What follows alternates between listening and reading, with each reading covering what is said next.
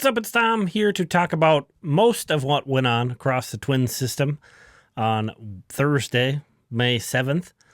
I say that because the Saints are still out west in Las Vegas, so that game is in progress. They didn't get off to a great start, but the Wind Surge won 19-7 and hit 10 home runs. They hit 10 home runs in the same game. Colonels lost 2-0. Mighty Muscles won 10-6. That was a high-scoring game there. Twins lost 7-5. John Klein was optioned back to St. Paul after making 2 appearances with the Twins.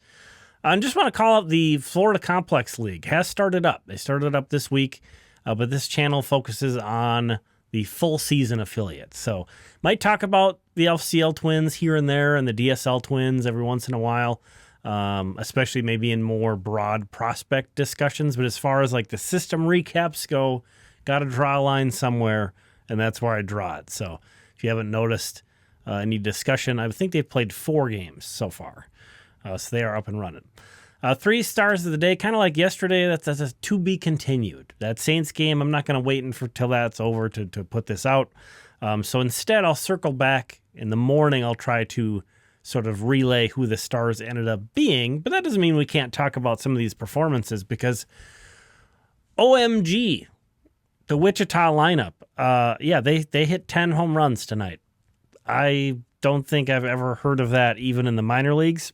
I don't even know if that's happened in the Dominican Summer League where just nothing makes sense. But Garrett Spain hit 3 of those home runs. Garrett Spain, a guy they picked up in the minor league phase of the Rule 5 draft, 3 for 6 with 3 homers, drove in 6. He has an OPS north of 1,000 still. You'd figure he'd be cooling off by now, but that is not the case. This is a guy who has a 668 career minor league OPS and a 644 OPS last season. So it's not like the Twins targeted this guy because he was some huge offensive juggernaut potential. No, actually, hitting would have been the last thing that you would have looked at for a guy like Garrett Spain. So this is really fascinating.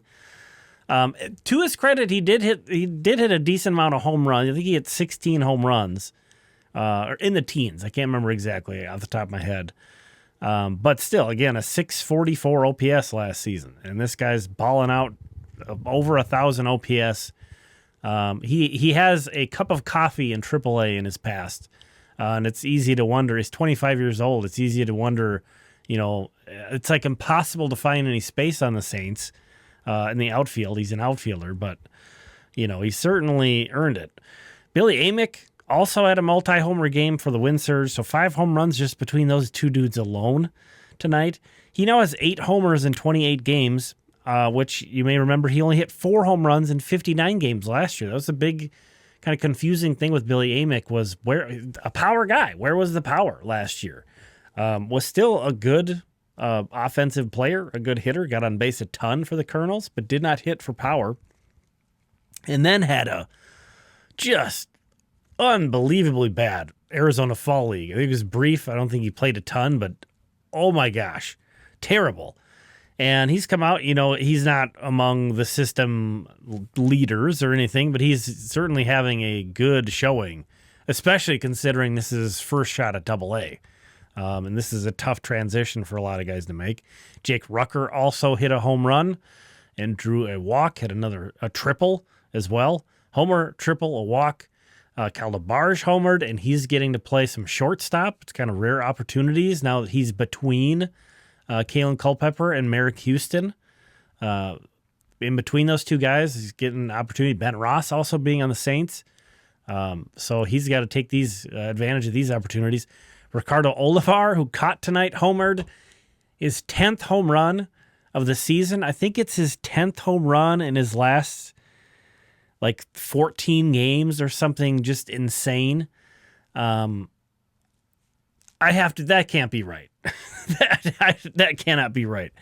But it's not like it's been a steady pace. He's just all of a sudden just hitting home runs like crazy. I think if none of the leaders entering today homered. He would be tied for the Double-A lead in home runs. Not sure if any of those guys who came in today with 10 had homered, but Ricardo, he definitely leads the system with 10 home runs. We can say that for sure. Jason Doktorzik had a nice start for the Colonels. 5 runs of 2-run ball, and only one of those was earned. Struck out 5, but the Colonels couldn't do anything offensively, unfortunately.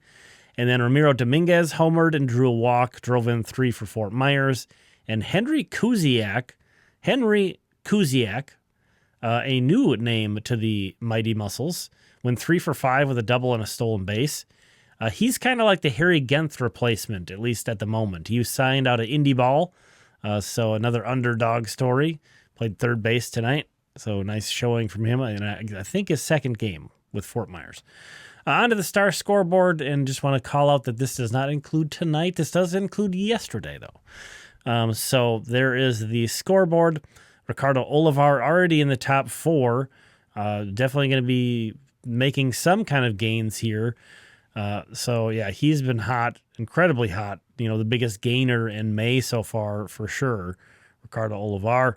Although Yasser Mercedes has been really good too. So a couple of guys climbing up the charts there.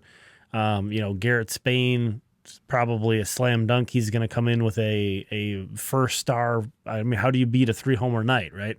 So he'll be climbing up. Check that out again in the morning on my post on my YouTube channel.